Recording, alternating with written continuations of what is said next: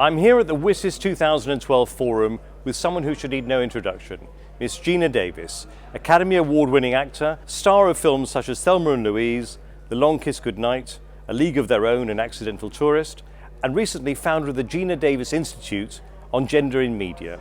Geena, thank you very much for being with us.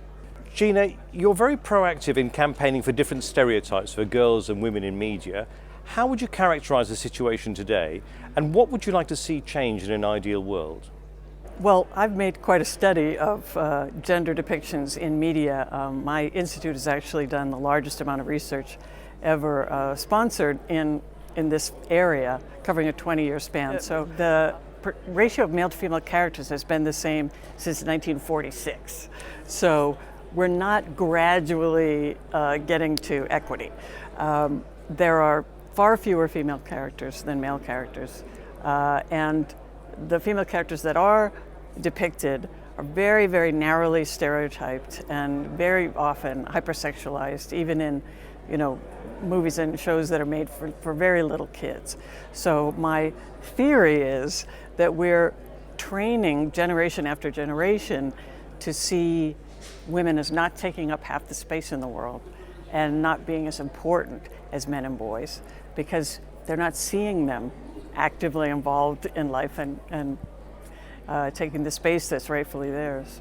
So now that we have this data, it's a very valuable tool because we're able to go directly to the creators of kids media, because I'm in the industry, whatever, and work as colleagues to encourage them to add more female characters and stretch the ideas of what they can be. And they've been very responsive, I have to say. I think we really are going to see a change within the next several years.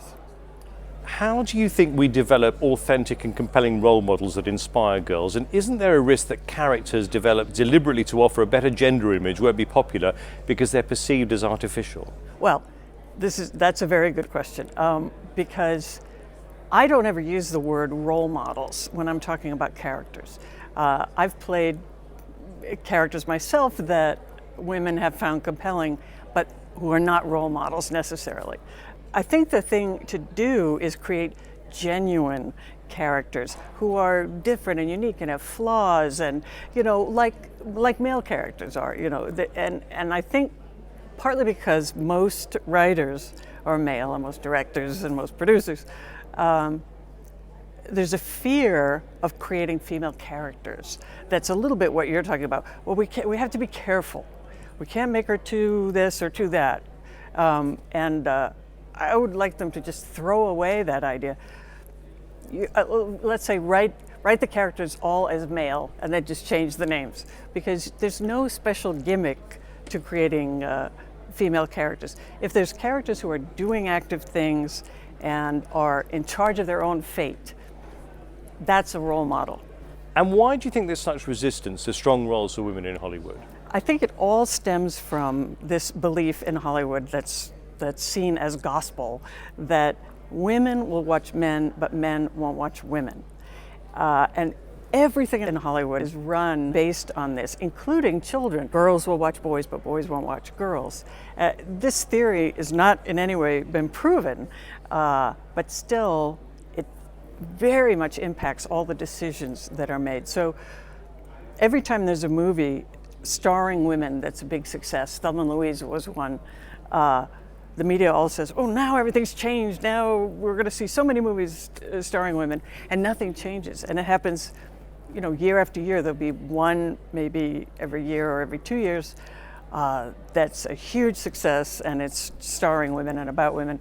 But the decision makers in Hollywood still say, yeah, but nah, I don't trust it. I think it's maybe just a one-off. So we never get any momentum going, which is why we're sort of stuck in the same pattern. You've recently accepted to become ITU's Special Envoy on Women and Girls in ICT. How do you feel about that, and what do you think it'll involve? I'm thrilled with this new position, and I'm so appreciative of this opportunity, and I'm such a fan of ITU and what they do. I mean, it's an incredible organization that wields a lot of clout globally. So it's very significant to me to be able to take some of the work I do in a much bigger scale globally. I think it's incredibly important to get more women and girls into IT, and a big factor in helping this happen is going to be ITU's work. Gina Davis, thank you very much indeed. Thank you.